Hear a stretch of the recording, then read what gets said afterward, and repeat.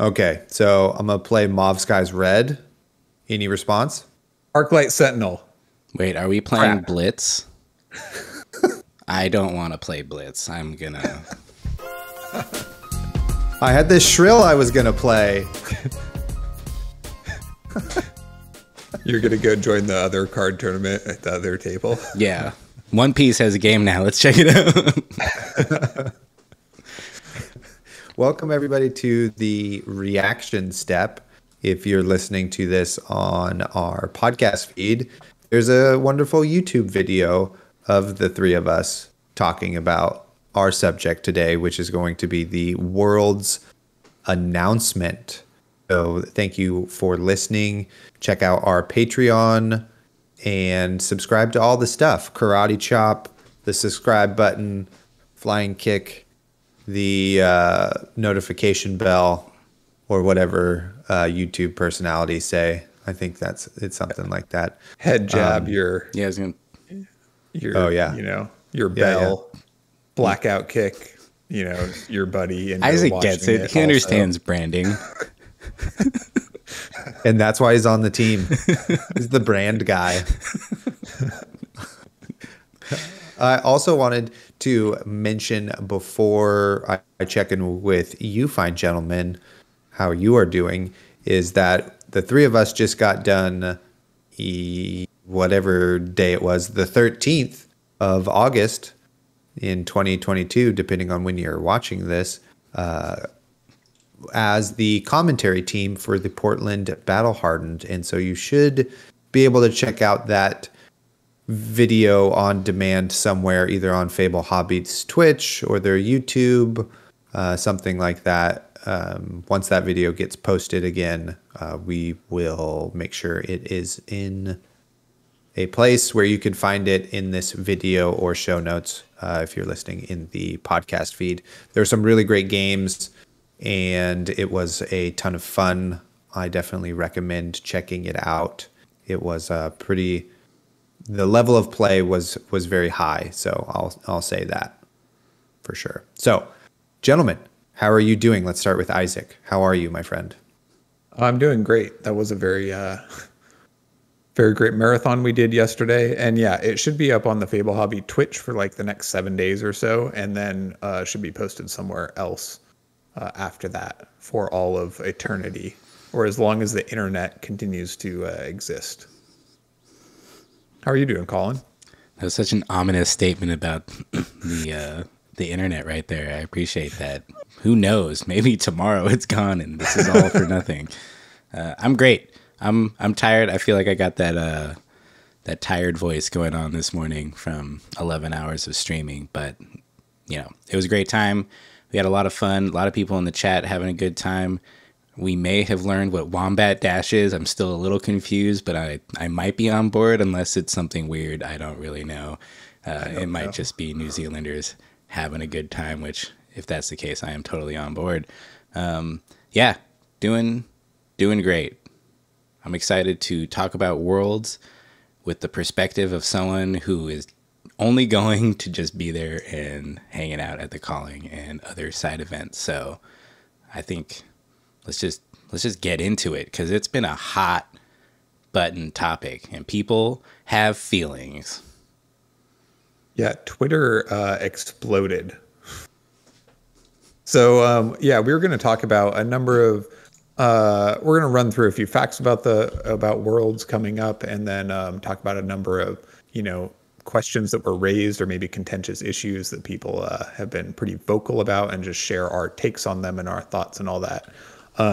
So I'll dive right into it, Taylor, unless you have anything else to add to the intro segment. All right, let's get into Worlds here. So fortunately for us, unlike some recent tournaments, Worlds has been announced well ahead of time and giving people plenty of time to, plan out their trip, which is excellent. It will be happening in San Jose, California, which is very, fortunate for us personally. And is, there's no central place in the world, but the U.S. has a very large player base and is, I don't know, we might be the biggest country that plays and is semi-equidistant between, Europe and Southeast Asia, New Zealand, and the like. So I assume all those reasons factored into why they chose this location. As to the world, James might just spun the globe and then closed his eyes, and it happened to hit San Jose. That's how it worked. Guys, I got a really good deal. Awesome. It's in San Jose. Well, could have been in Madagascar or something. So this is Totally great. fortunate. So to qualify for Worlds, the top 50 players for 90-day XP, lifetime XP, constructed ELO, and limited ELO, all globally, will all receive an invite. In addition, players can redeem a PTI to qualify for Worlds.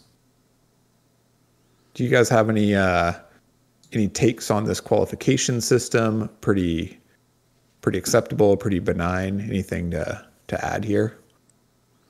Any reactions, if you will? Oh, buddy.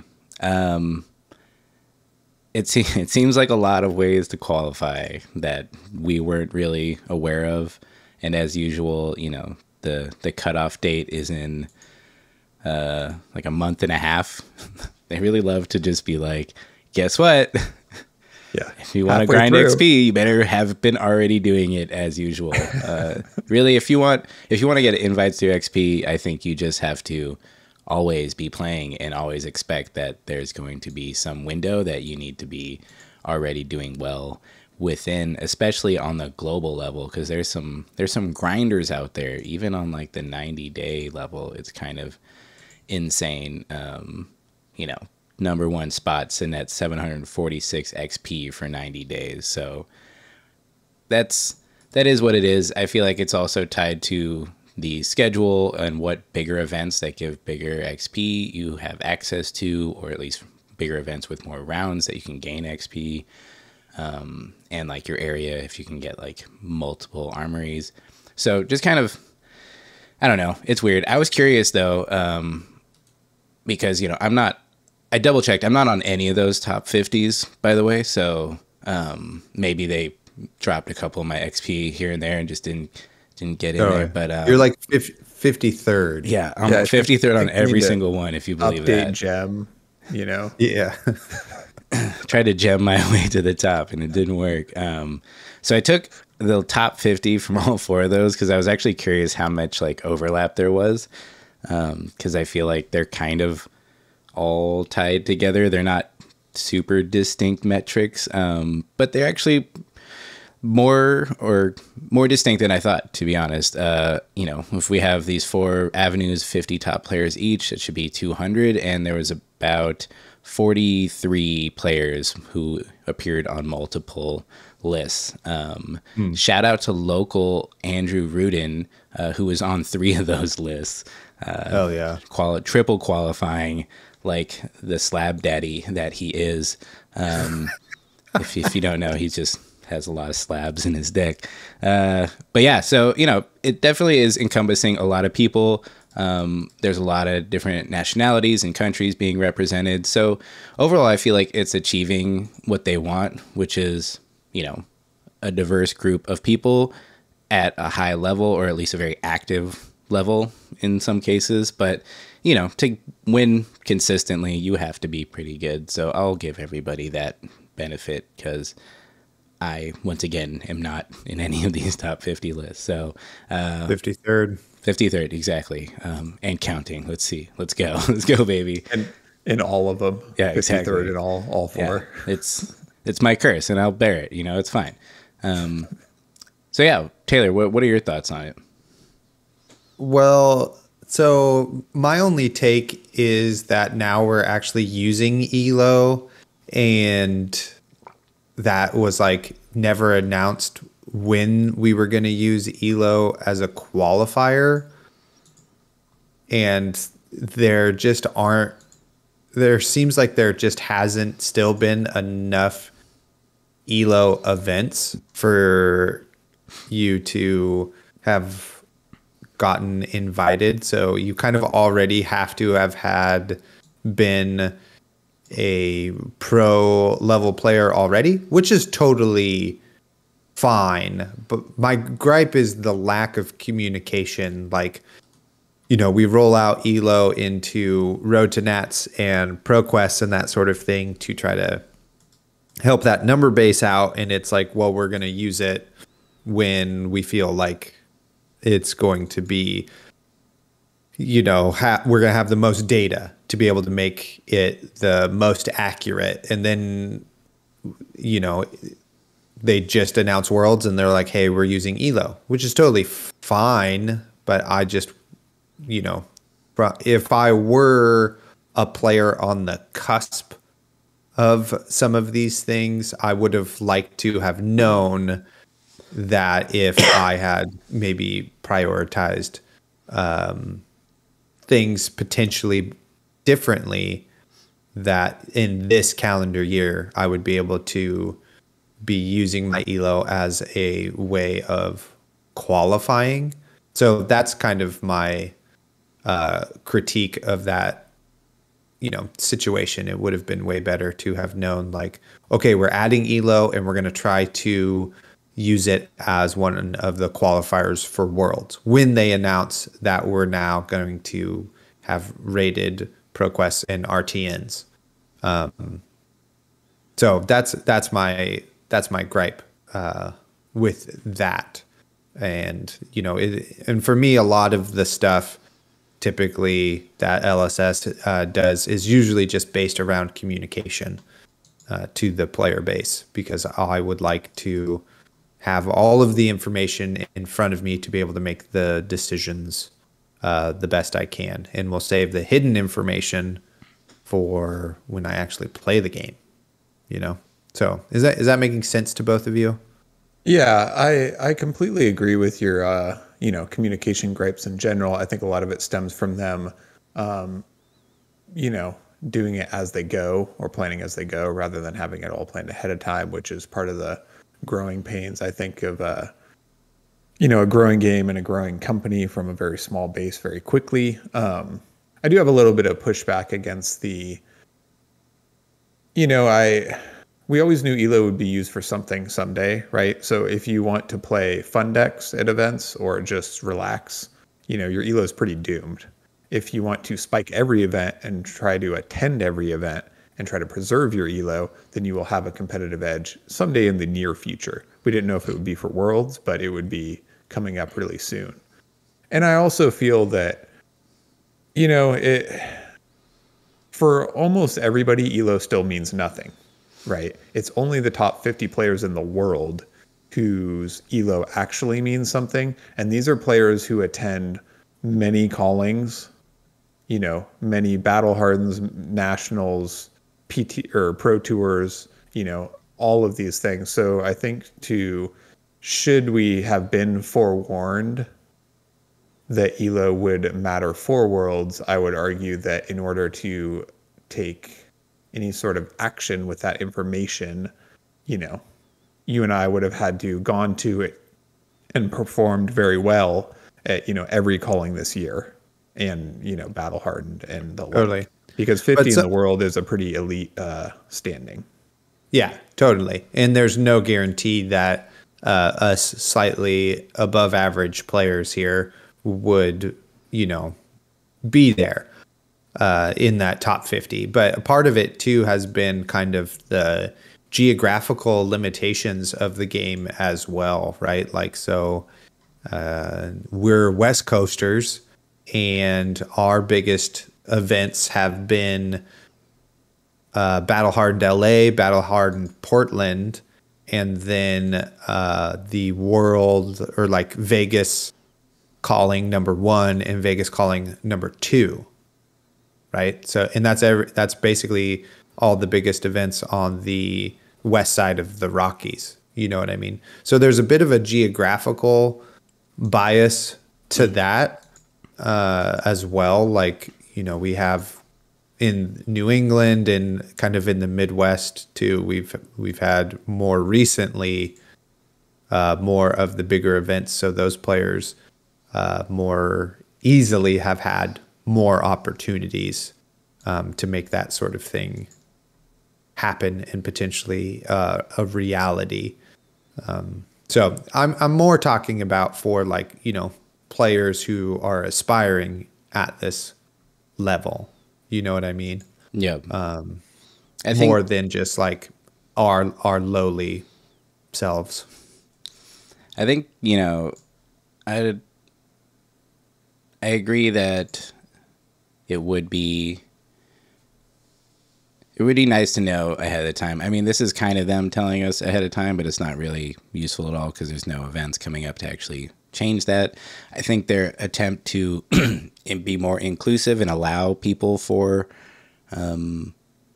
other avenues of getting there is the 90-day XP, but I think that has the same geographical biases as you're talking about. Unfortunately, you know, if you don't have more than one game store that you can get to, you know, within, you know, an hour or two of where you live, and even then that's like, you know, I know there's a lot of people who drive multiple hours, multiple nights a week to do this, but they all seem to be much younger than I and have fewer outside responsibilities to deal with. So, you know, for a lot of us, it's not actually that more attainable. And it actually could be easier to go to a couple big events that allow for your elo to, you know, rise up if you perform well at them than it is to try to like spike a bunch of local armories and stuff. So I think, you know, growing pains is what we're at right now. And looking at the top elo constructed people, it's full of tons of people that you recognize, people that have won national championships and, you know, done really well in multiple big events, won the pro tour, etc. So, you know, it is representative of great players, but I do agree that it's disappointing that, you know, they opened it up and then maybe some of us were just like, oh, well, you know, elo is still not really doing anything. And then now you're getting like hard punished for it. But that's the name of the game sometimes. And now we know. So if your elo went down, it should be easier for it to go back up as you maybe beat some other better players at the calling at Worlds. Mm-hmm. Yeah. And this is, you know, I'm really only kind of trying to put myself in the position as someone who would potentially be trying to be on the pro circuit or an aspiring pro person. And, you know, I would, if I were that type of person, these were the things that would be like slight barriers and would be a little bit disheartening for me, you know, personally. I understand now maybe this is going to be kind of the standard moving forward in the year for next year, but it's tough to have to live through a whole year of kind of imperfect information to then try to set yourself up for hopefully the next year. And we see that we can't really guarantee that because now Worlds is kind of during the time that our nationals was last year.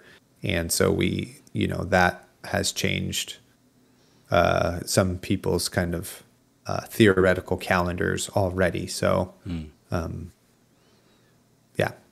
And then we don't know where it will be next year. So this totally. one was just... But I do want to just, my final statement would be that like, I do think that Worlds should be the top 50 of these and like all of these elite players. And it should be full of everybody from every country who you're like, oh yeah, they're the best, you know, or whatever. Like that's who should actually be going.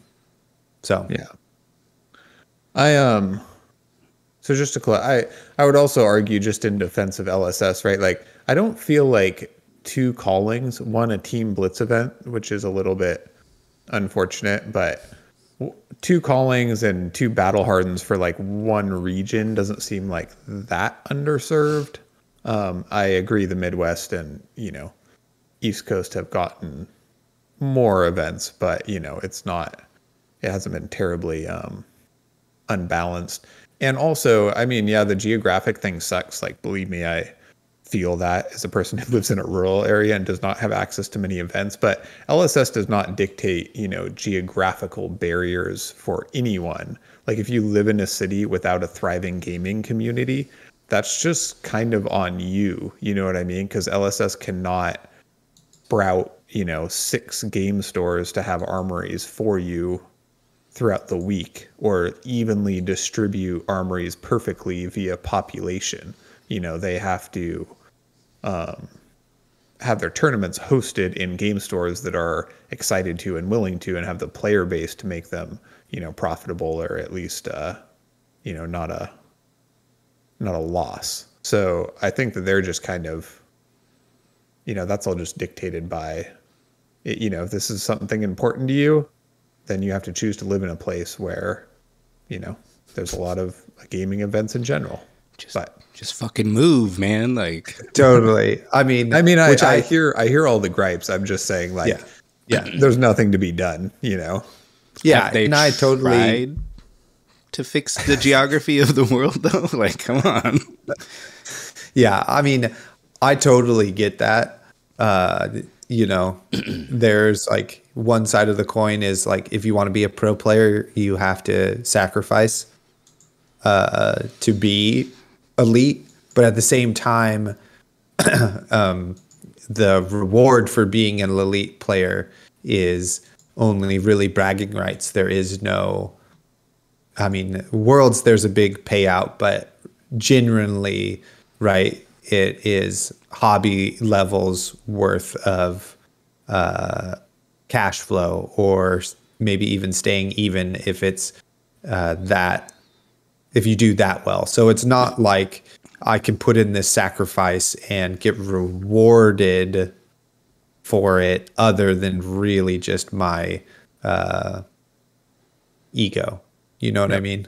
So I would suspect that that's like where they would like to get it to, is for you to be able to kind of make a career out of it in some way, whether it's through like sponsorships or winning, etc. So we're just not there yet. Well, let's get right into it, shall we? We're in it. Or are we not already in it? Well, I was going to move past the qualification into, some of the other questions or the other debates, to the main event, as it were. Exactly. Speaking of, thank you, Colin. The main event will be day 1, Uprising Draft rounds 1 through 3. Classic Constructed rounds 4 through 8. Day 2 will be Uprising Draft rounds 9 through 11. Blitz rounds 12 through 16, and then top 8 will be CC. So basically, day 1 is 3 rounds of Uprising Draft followed by 5 rounds of CC. Day 2 is 3 rounds of Uprising Draft followed by 5 rounds of Blitz. Top 8 is Classic Constructed. The top prize will be $100,000, and the top 32 players will receive a PTI. So that's basically the breakdown of Worlds. Now, there's a number of issues or questions that this raises, right? And probably the most contentious has been the announcement that Blitz, a traditionally casual format, will be included in the Worlds format. But first off, let me get your guys' hot take. Will Prism be present at Worlds? Because this actually has huge implications for the meta, right? Like certain decks, like Guardian or Wizard, for example, are, pretty gate kept, if that's an actual way to use that term, by Prism. So that's a pretty big question on a lot of people's minds, I'm sure.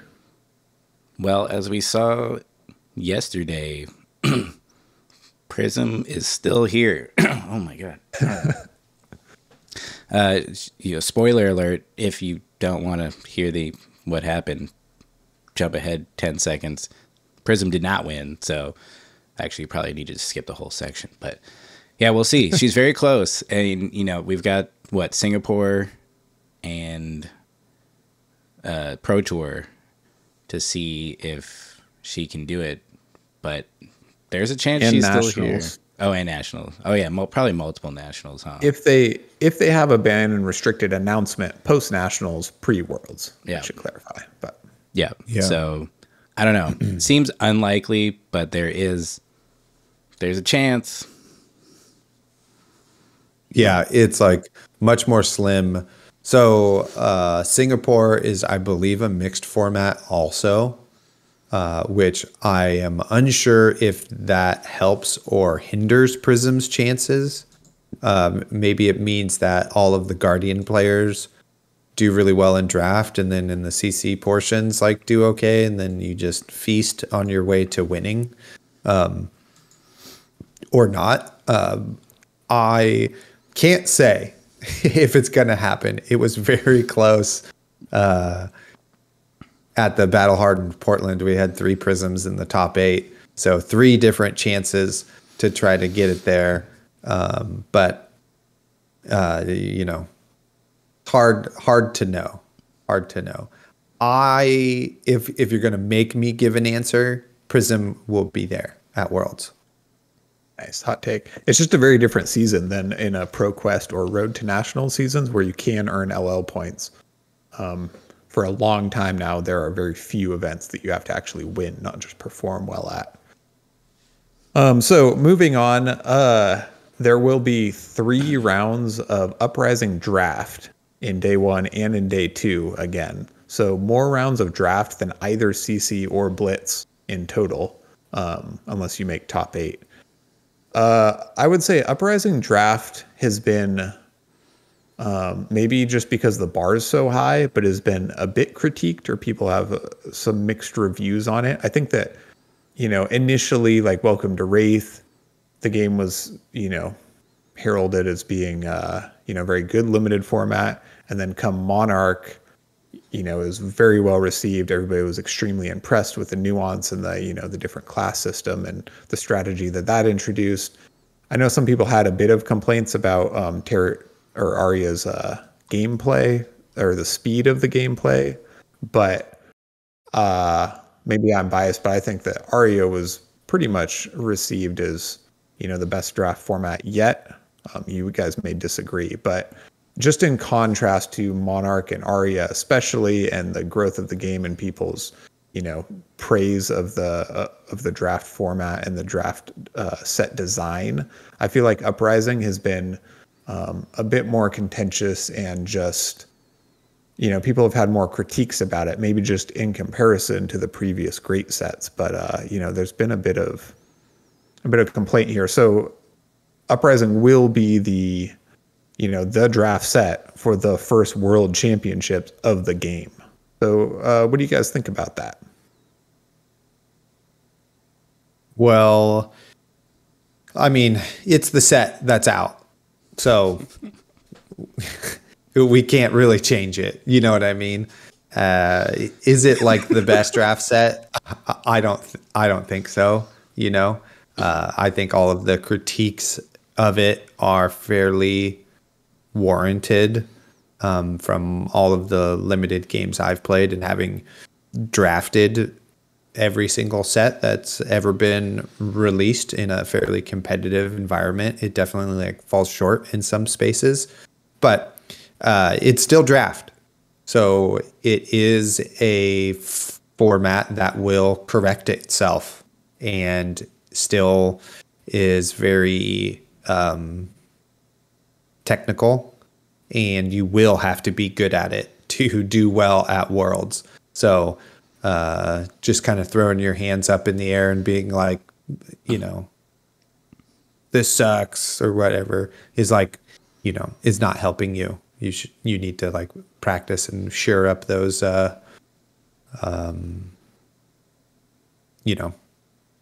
data points so that you can perform well. So that's kind of my feeling on it. I'm psyched that it is so heavily weighted, because for the world champion, you should be very good at all parts of the game. Yeah, I think, as they've stated, draft is their primary focus in their game design. It makes sense that it is the biggest factor in the world champions. Personally, I like Uprising Draft. I haven't drafted every single set, and I'm not very good at draft, but I think it's been fun. I think,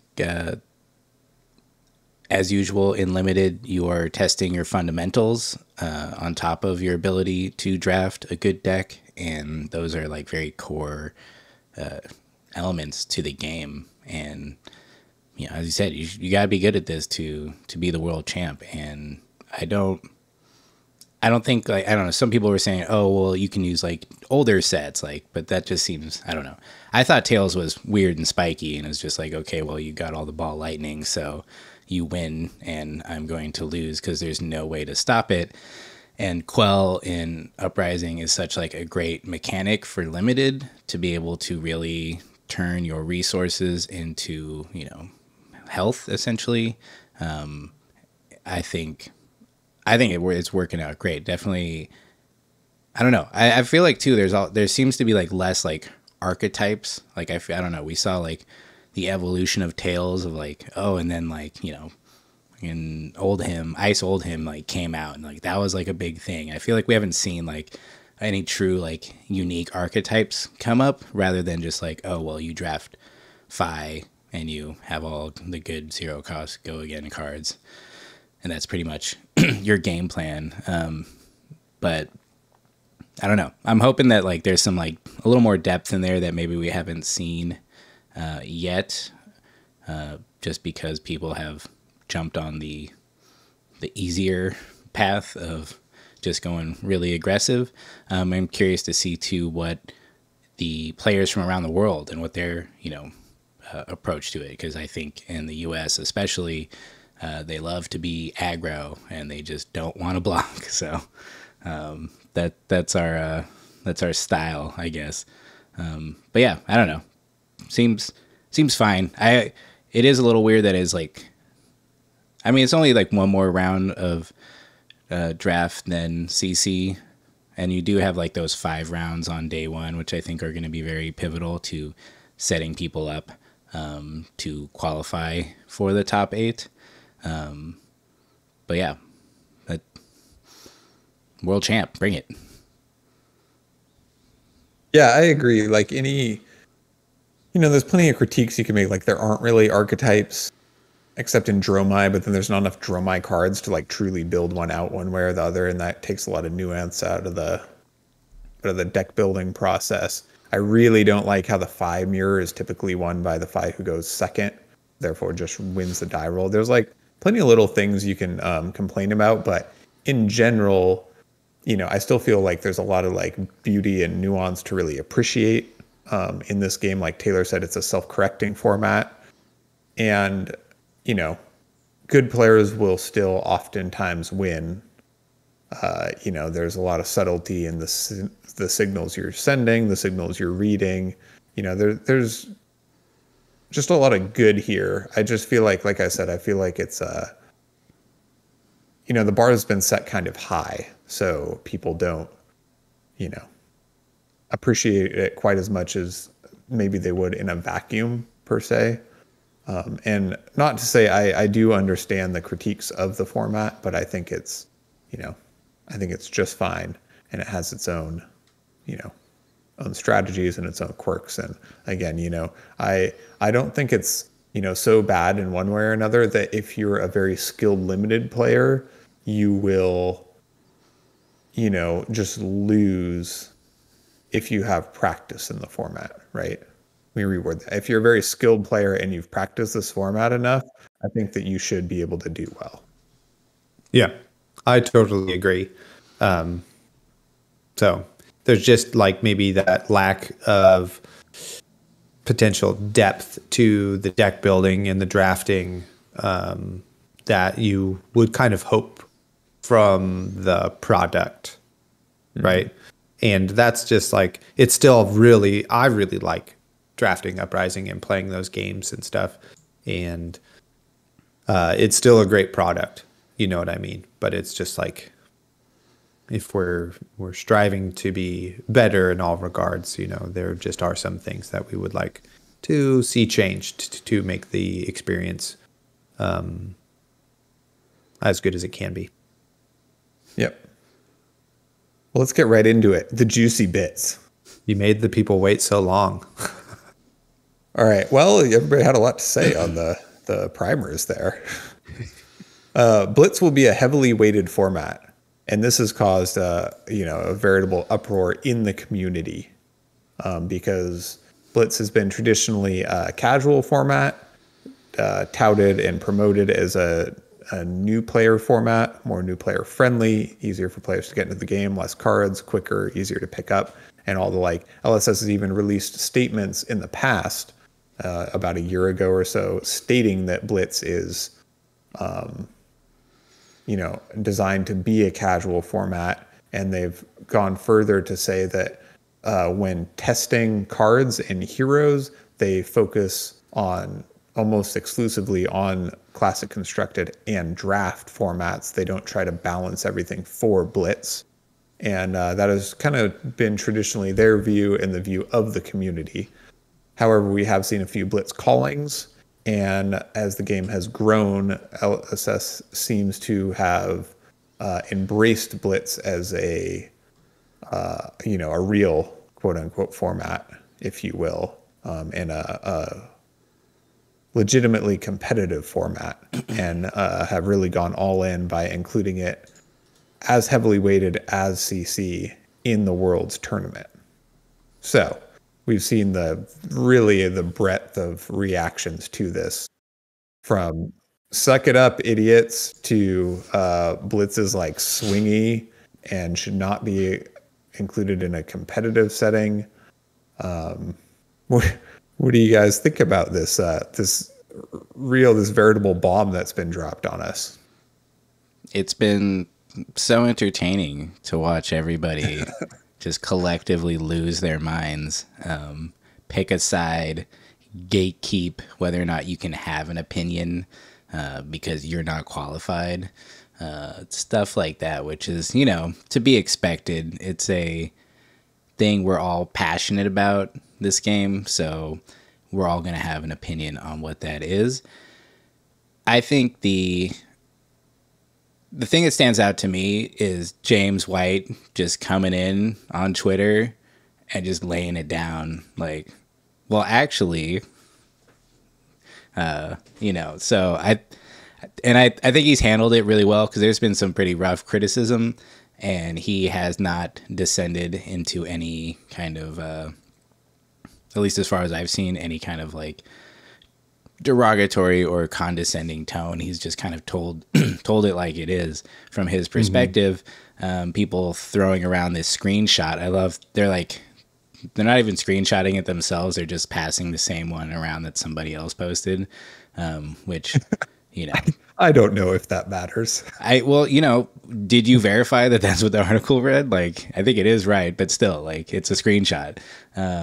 That is suspect in our times, the times we live in. So, to me, the thing that stuck out the most from what James White said was that it is the most played format in the world. And honestly, that answers the question to me. Like, that's why it's there. And if you have a problem with that and that makes you not want to go, that's your choice. You don't go then. Like, if your dream was to go to Worlds and this like makes you feel like that doesn't matter anymore, I'm sorry that you feel that way. And, I hope that you can kind of figure out what it is that like you really have an issue with there. Like, is it just it's a fear thing, or like, you're just disappointed, and that's fine. You can be scared or disappointed, but, I don't know. It's just like a lot of people sharing their opinions and feelings and dealing with the emotions that are rising up in them. And sometimes that requires a bit of a tantrum here and there, which is, their feelings are uprising in them. It's like a phoenix rising from the ashes of my dreams of being world championship, because I don't like Blitz. Hold on. I'm just going to read these James White tweets for anybody who's not on Twitter really quick to give some text for what you're talking about. James White responds, Blitz variants. LSS developers played as part of community teams, one developer plus 2 of the community, at the Calling Sydney, which was a team Blitz event. One played Oldham, one played Kano, one played Ira. Their collective record was 30-6 after removing developer versus developer pairings. That's an 83% win rate. The Pro Tour champ won a Blitz calling in Madrid on the same weekend. He goes on to say that Blitz has more variance than Classic Constructed. Yes. Elite players still mostly win. Also, yes. So his point here is that despite all the critiques about the increased variance and all of that, his developers competing in a large calling put up incredible win rates, right? So anyway, that's part of the tweets that Colin's referencing here. Yeah, the backlash to that statement too is also pretty good. People are like, well, why are they playing in events? And you're just like, oh my god, you'll never be happy with any of the answers they got because you're already mad. So, but yeah, it's the most played format. It would be really shameful not to have it there because we're representing the whole world, not just your local meta and your local preference. Mm-hmm. And, while it is perhaps more variance, I think one of the statements I saw was like basically, people bring their most aggro deck because they're afraid of that variance, and that kind of creates its own environment for that turn 0, turn 1 situation, winning the game. And,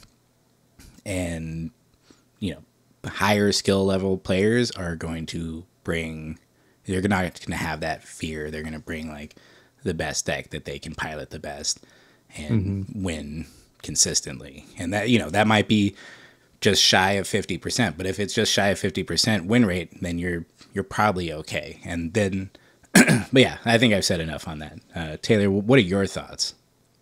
I have quite a few.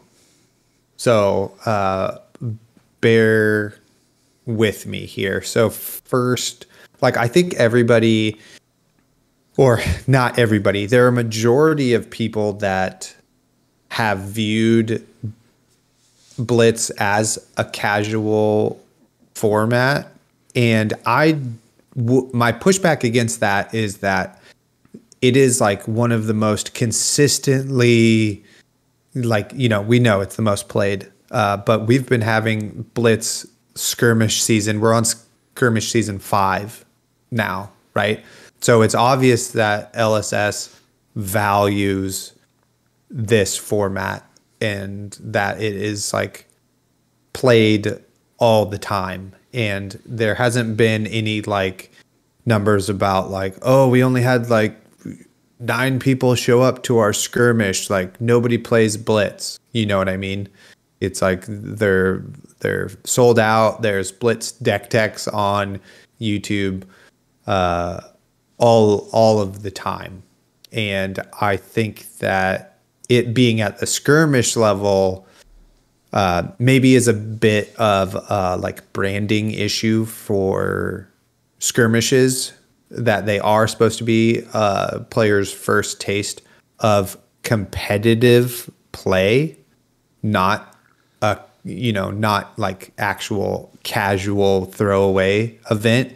You do get XP that's, well, maybe it isn't any higher than it used to be, but it's supposed to be the starting of people's competitive journey, and it's at this skirmish level because it's a inclusive format. And just because it's a bit more inclusive and easier to pick up, I don't think should take away from its competitive nature. So that's my point on that. My other kind of caveat here is complaining about how the format is. I think the tri format of Worlds is one of the coolest things, right? And LSS has been pretty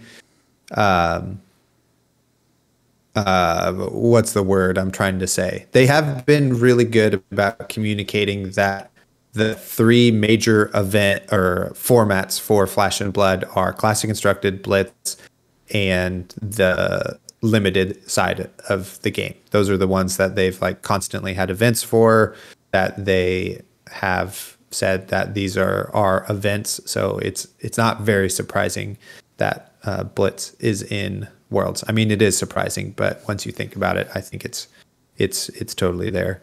My other point here is that all competition and rules and stuff is arbitrary, right? Like, who decided the basketball hoop was 10 feet tall? James Naismith did, like just decided that that's how this game is going to be played, right? And that there's randomly a different line on the court that if you shoot it from behind it, it's worth 3 points. And that's arbitrary. Somebody just picked that. You know what I mean? And people play that game. And those are the rules at which you have to play. And this is the format of Worlds. And to be world champion or to top 8, you are going to have to be good at Blitz also. And I'm sure there are people out there who are like, okay, I have to really focus on getting better at limited, but my Blitz game is hella good. And I'm really excited. Part of my game plan is to get to those Blitz rounds and just crush, So that is kind of part of my thoughts. I'll probably have some more after y'all vamp around a little bit more about this. Yeah. So interestingly enough, the 3-pointer line is just how far they could actually throw a ball back in those days, because they were much weaker then. Fun fact. 3-point line came out in the 80s, actually. More you know. They were weak back then.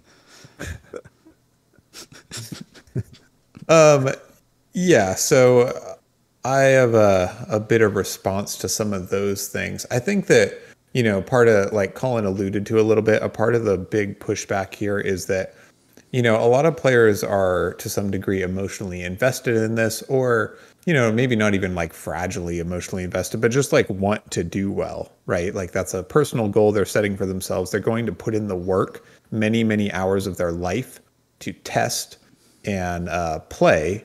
And they would like to, make themselves proud and achieve some sort of goal that they set. And they feel like having a format with a lot of variance can just, hamper those efforts. And after all of this time you've invested, you could just kind of lose to a die roll, sort of, quote unquote, not specifically that. But, that leads to a very feel bad situation that I think that they're, trying to avoid. So that's like part of the protest here, Totally. Which I fully understand. And I think James White tweeted also about the early rounds of draft and Classic Constructed are perhaps more important than those final rounds of Blitz for your breakers. So if you still do just fine in Blitz and crush your early rounds of draft and CC, you can bubble in on your breakers, right? Like all parts of the tournament are important, not just the final rounds. It just feels like it because they're the last ones that you may need to win to get in. But if you do well early, do your work early, it'll make it a little bit easier for you. Right? I mean, no, I don't think that's true at all. Like, because 5 rounds of our Blitz in day 2, you could very easily like be doing excellent in draft and CC and then not even top 64 if you do poorly in draft, either because of your skill or variance or so. That's like too many rounds to be like, well, there could be some variance or whatever, and then you could like bubble into top 8 or top 16 or whatever. I don't think that that's numerically accurate. If the variance is going to hurt you that much in like Blitz, then it would hurt you that much in Classic Constructed as well, right? Like, or that if the variance Blitz is a higher variance format, that's the right. point. So then it can go both ways. It can hurt some people and help some people. You know what I mean? So then there's like a median to the variance. Yeah, but I think you're missing the point. It's not like I kind of high rolled a bunch of people in Blitz, or I got high rolled a bunch. It's they want to avoid that situation where it's their skill above all that takes them to their final position. Not like, I mean, yeah, there's a medium, or if you hit the median, then you do average. But it's like they just don't want to be in that position. Not like, well, I hope I'm the one that high rolls, you know. So yeah, this is my take on Blitz being in the format. I think that one thing people don't consider, like you guys said, is it's the most played format. It's the face of the game when people are introduced to it. A lot of players only play this format, and it's the most casual friendly kind of.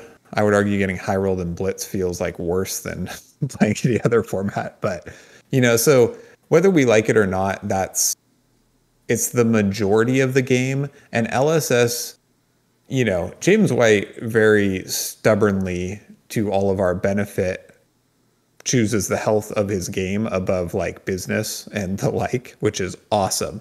But LSS is still a business trying to grow a game, and they have like marketing and PR concerns and concerns about the digestibility of the World Championship tournament, in addition to the competitive integrity, right? So I think that there is some degree of a factor of, you know, Blitz being a great format for new players to watch, a shorter game, you know, for players to watch and enjoy when viewing the tournament. And especially in those later rounds, they're all going to be high stakes and very exciting. And I think that all weighs into the inclusion of it. I could be wrong, but, you know, they definitely have to put on a good production as well as a good tournament.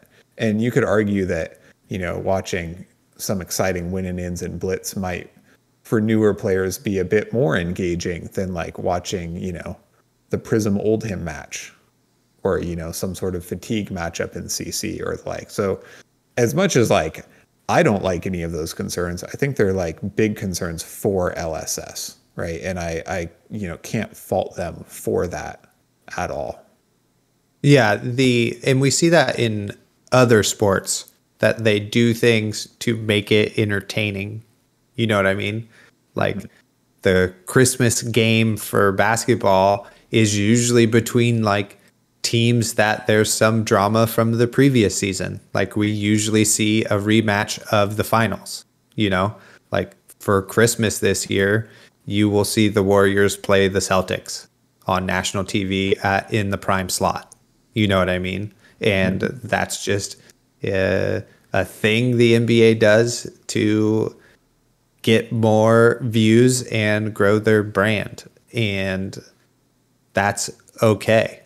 You know what I mean? We're all participating in this system of making money, you know? So that's just like, it's just part of it, you know? And to think that it's not is, you know, you're missing out on something that's happening in the world.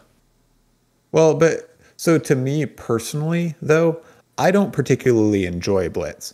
They, you know, like they have stated that the game is tested and designed for draft and CC. And I think that really shows when you play Blitz.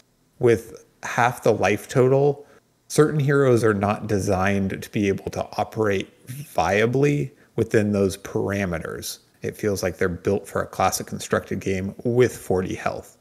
You know, you can take Prism, for example. Not that you can't win a Blitz game as Prism, but, you know, it very much feels like that to me. Like armor in Blitz overperforms, you know, et cetera, et cetera. And there's all these like little points that when I play Blitz, it doesn't feel like the game was designed to be Blitz. And that's just like how I feel personally about it. And that's kind of why I don't really like it. I also just personally prefer like a longer, more strategic game. But that said, you know, if this game was only Blitz, the only format, I would probably not play Flesh and Blood at all because I don't think it's very good. And again, I'm not saying that anybody else has to feel that way, but I can, you know, understand people's complaints about Blitz when you introduce it to a highly competitive format, because I share a lot of those feelings about it. And you can, I mean, there's evidence of this, right? They have to aggressively ban things in Blitz just to keep the format from being like dominated by some hero. Whereas they don't have, I mean, they have had that issue in the past in CC, but much less of it, to be honest. And so my final point here, like to address your question about variance, I believe that there's a lot more variance in Blitz, right? You have half the health. So you have essentially half the time to recover from any single point of variance in the game. Like, because you draw 4 cards a turn, if you draw a bad hand or a hand that doesn't block well, or your opponent draws a very powerful hand, in Classic Constructed, that is usually not enough to win them the game. And there is space for you to recover and for your hands to, you know, and your plays to kind of even out luck-wise. If you make a big mistake, that might be too much to come back from. But you're less likely to die on turn 0 because your opponent high rolls you, or for you to lose because on turn 2 you just had a underperforming hand. In Blitz, this happens all the time, right? I completely agree with James White that Blitz is still a very skilled format and the better players will generally win. But a lot of the gripes from highly competitive players are because it's like it's not that they don't think that better players can beat lesser players. It's that they're playing in a hyper competitive environment, right? Like, all of the players are going to be excellent players. And, you know, if you take like the European calling where we saw the Viserai mirror in the finals, that was a display of excellent playing by both sides. Really, really strong competition. Great players won out, as they should, and there was a lot of skill involved. However, if you played that match again, I don't know if the same player would have won. Or if you inversed who went first and went second, I don't, you know, think you could say who would have won that match. And I think that that's the part that people are trying to, you know, avoid here. They would prefer a game where they have some agency over who wins when both players are experts. Yeah. Sorry, that was a bit of a long rant. Just let me wrap up. I would like to say that I don't mind that Blitz is part of Worlds. You know, if I had a choice, it would not be. And I understand people's gripes. I understand people who are like, yeah, fine, it's part of the game, and you know, it'll be a component, so you just have to practice up, which is what I'm going to do. But you know, I'm certainly not one of the people who's like in a big uproar about it or thinks that, you know, we should quit the game or whatever. Like, it's fine that Blitz is part of it. I don't really think it should be, but you know, it is what it is. It doesn't break the game for me, right? Okay. So yeah, no, it's all good. I think you did a great job stating your points in that sort of thing, and those are all, I think, pretty valid concerns. I could also see the other side of some of those things, right? Like, we can still say that, like, you know, good players, like you said, are going to win out in most of the matchups. And I lost it all after your wrap up because it was so nice. Colin, go ahead. I feel like you have some stuff. I'll get back there. Yeah, mostly my question on variance was like, I mean, it's semantic, but I think it's not that there is more variance. I think actually Blitz decks are more consistent, which means there is a higher chance that turn 0 you're going to see like the dopest hand you could possibly get. I think the variance has a higher impact, which I guess you could argue that that's what you mean by more variance, but that's fine. I don't think there's any argument there. You basically just listed, like, you know, the kind of faults of Blitz, and that's fine. I think we all know that they made it up because there wasn't enough cards in the world for people to play the game that was like spiking in popularity. And for a long time, it served a great purpose of allowing us all to like play and get into the game. It does seem in the long term, they may have to be a little more aggressive in the deck construction rules, or at least maybe even take a different approach to how, deck construction is done, and put limitations on what kinds of cards or how many of a specific level of rarity, remove legendary, things like that. I think a lot of people have seen like stuff, recommendations there, or, the best was like, oh, what if we had 20 or we had 40 more cards and a sideboard, and you could have 3 of each card in it. And it's like, okay, yeah. And 40 health. Yeah, and double the health. Yeah, exactly. But yeah, I don't think anything is wrong with what you said. It is true. They didn't design it for that. And if this continues to be like a huge problem and the community keeps like complaining, I have faith.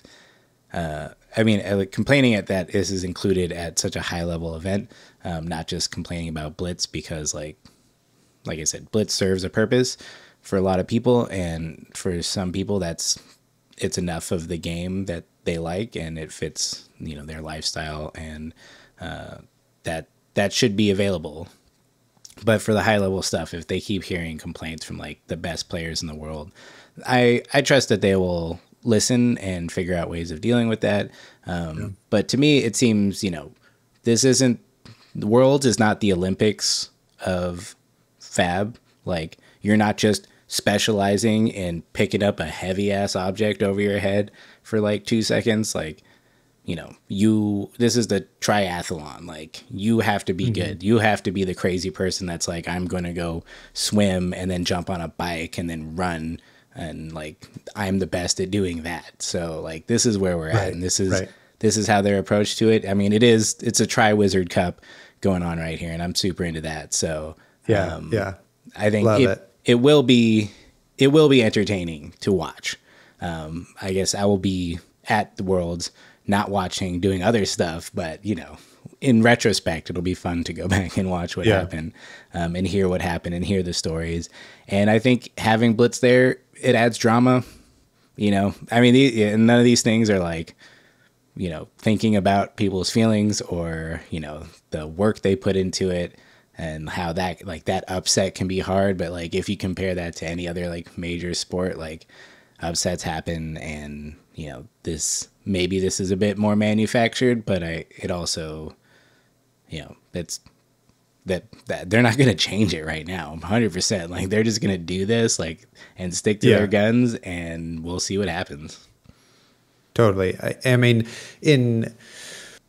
So a couple of things I guess I have to say here is, Cale McCreath was kind of giving his gripes on Twitter about not being a fan of Blitz being the format in the crunch rounds, and would have rather had Blitz be early and CC be the last bit, so that skill would be a little bit more rewarded. And James Wright replied to him that losing those early rounds is worse for your tiebreakers than losing late rounds. So actually, you get your wish. The most impactful rounds are using CC intentionally. So this is like, obviously we know they've intentionally made the tournament as such.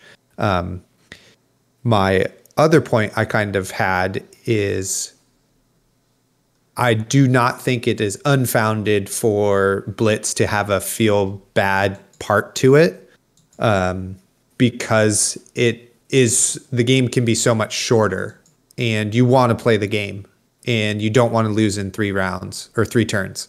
You know what I mean? But that is also the nature of the Blitz format. You know what I mean?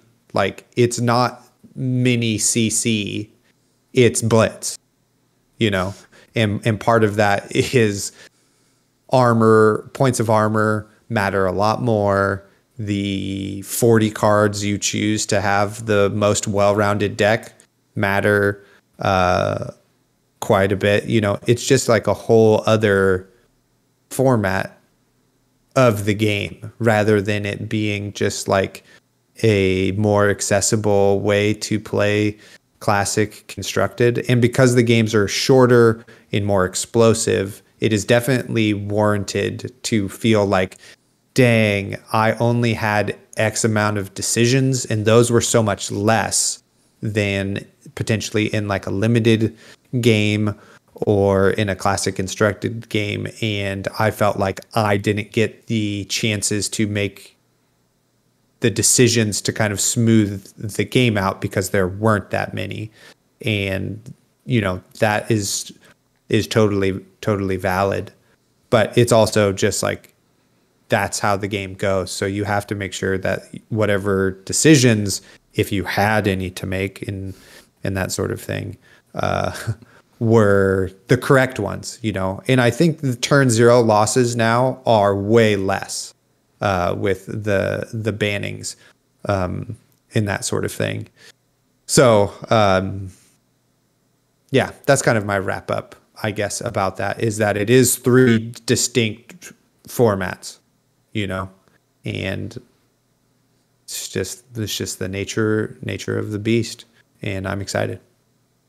Yeah, I don't much like Blitz. I'm still going to have a blast at Worlds. I'm going to have a great time playing. You know, I'm going to have a great time playing Blitz. It's still going to be a great game, great weekend. You know, it's all good. I was just, you know, I guess I was addressing people being too critical of Blitz being in Worlds, but also then people kind of belittling people's, you know, legitimate gripes or so, you know, and I think that there's been a lot of good points all the way around. And, you know, some people overreact, some people are overly critical, and some people are overly critical of those people. You know, it's just, it's a contentious issue because there's a lot on the line and everybody's really excited. But like I said, it's going to be a blast. Yeah. I mean, you know, we should be able to have discussions and disagree. You know, that is just an adult thing that we should all be better at in this world. And no one's going to be happy 100%, or, you know, not everyone's going to be happy 100% of the time in anything. So this might ruin it for some people, and for them, I feel really bad. And for other people, it might make them psyched because, like you said, maybe they're great at Blitz and they need to shore up their other skills, but they're still going to go and represent their country, I guess. I don't know. I don't want to get into the whole national thing, but, you know, they're going to represent their local meta and, you know, bring their skills. And, you know, I hope it's just a fantastic thing. I did have a final question for Isaac. It's like, who are you going to play in Blitz? Wow. I don't know. I have not played Blitz in quite a long time, or more than like 1 or 2 games, you know, in a sitting for a really long time. I have thought about Kano. I've thought about Islander or Reinar. I also had this brief idea where you just play KO and roll hot. What if I play all the Intimidate cards in Leviah instead so that I can also use Husk? Yeah. Because you don't trigger Reinar's Intimidate that much, right? So you can still like barraging, smash instinct, strip their hand, but then you would also just get like a huge plate of armor. Yeah. Zero blood debt. But, I mean, you're just well, playing into zero, all your brute acolytes out there, so we get hella comments. Well played. Good branding. Totally. You'd still run like Endless Maw and like some of the strong stuff, but you know, I don't know. That my 4 hero answer shows how much thought I put into this so far. I mean, if you rock the Carrion Husk and Providence, like, you have what, 28 health, like 30 health. Yeah, you're just like, okay, I guess I start with a third more health than you. Like, this is gonna, although I guess you can only take like 2 hits before Husk goes to your banish zone, but yeah, that's true. You know, it does let you just set up if you've got nothing but like heat in the deck, which because it's Blitz, you can kind of do that. Yeah. That sounds fun to me. I think you should do it. Just champion, go in there and just like wreck house with Levaya. I have never built or even played with the deck I was thinking about, so I don't know. Icelander feels pretty strong in Blitz. You know, as the Icelander aficionado out of the three of us, that's my vote. Yeah. I have thought about her because she's good into Oldhim. You know, she's fairly good into aggro. I also thought, I mean, just like having pretty much only played Kano and CC, you're just trying so hard to manufacture this point where you still have your equipment and you're at 15 and they're at 20, you know? And in Blitz, you just get to start there. And it's like, I'm already winning. Yeah. But, you know, I understand like going into Oldhim with Oasis Respite and just crap like Dead that. fast. Is, probably, yeah. Yeah. They run those because they don't block against Vi, but anyway. Icelander, I think, represents one of the more mid-rangey heroes in Blitz, and you know you'll go many rounds and even see your second cycle when you're playing with or against them. So I think that's a great addition to the format, and I do think you know the best players in the world are gonna go for consistency over spike damage. So I think that's something that we'll see as well. Although you know, if someone brings KO, legend, 100% legend. Yeah. Icelander, shout out to, who is that guy at Travis Portland? at Battle Travis, shout out. Classic constructed, played KO, just 100% legend. Won some games. Yeah. Icelander feels pretty good in Blitz because there's no sideboard in your 40. So if you're playing an aggro deck, you draw an all red hand, you know, then my one frostbite I give you is a little bit more impactful. Or if you put a few too many blues in your deck, then your aggro deck is just not as powerful, and I can also extend the game. You know, into that way. Yeah, exactly. Yeah. So it does feel a little bit more impactful, her hero ability and stuff, and it's fun getting to cast some of those red spells and just kind of just blammo, deal some damage and stuff, you know. So. Storm Striders right away when it comes up. Yeah. I was pretty psyched on KO a little while ago when we played a skirmish or something, because I was like, well, every 1 in 3 attacks gets doubled. That's fine. But what I found out is probability doesn't really work like that. What ends up happening is you like high roll somebody off the table and obliterate them, and then you don't hit a single roll in the next game and you super lose. And then that's kind of how it works. It's not just like 1 in 3 hits. Mm-hmm. It's that you have really good games and really bad games. So. Yeah, you got to play like 100 games for you to get a great sample size. So could we work on that for Worlds next year, James White? 100 rounds of Blitz, please. Yeah, probability works out over like an infinite timeline, so there's no guarantee of when it's actually going to kick in. But awesome. Wow. What a great discussion we've had here. I feel like we got like on the edge of heated, but like, you know, we kept it civil, you know, mindful of each other's and our opinions. I didn't feel heated whatsoever. Well, you were making me heated, so we'll talk about later. Was I bringing that Colin big coach energy at you? Yeah, BCE. Let's totally. I also have no bad feelings about any of this whatsoever. My only concern is eloquently stating my arguments and not forgetting things. Totally. Yeah. And I do want to chop both of your heads off, but that's for an unrelated reason. Because you're a serial killer. Because we have nice heads. Yeah, totally. And they would look great in the background of my video. Next to Briar. Just have. Yeah, totally. I'll send you a lifelike mask. Yeah, so then I could just wear it. Yeah. Someone did call me out yesterday on stream. Where is it? Oh, it's up there.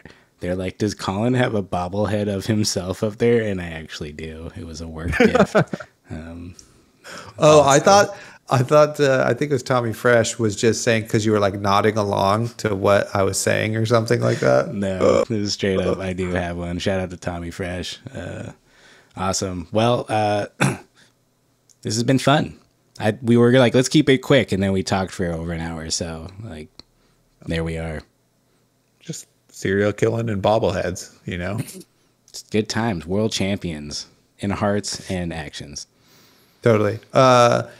Is the world champ going to be from North America, Europe, or the APAC region? North America. APAC. I'm going Europe, baby. Boom. Nice. All right. Whoever's right Also, gets something. I think that in a lot of countries, the PTI. national pride thing is like huge. You know, I think nationalism is just fine. It's just in our country that it gets weird, or maybe not just in ours. In a lot of countries, it gets weird. But a lot of places you go, it's like there's huge national pride, and people have all their flags, and they love to go internationally and represent their country and have pride in it. But then if it gets weird in a lot of countries, then Yeah, it's either weird or it's not weird. And to me, it's always weird because we weird. make it weird. You know, it is inherently weird. I'm not saying you shouldn't feel pride to do it, but I think, we don't have to go down that road. God bless this mess, everyone. Yeah. Goodbye, everybody. Goodbye.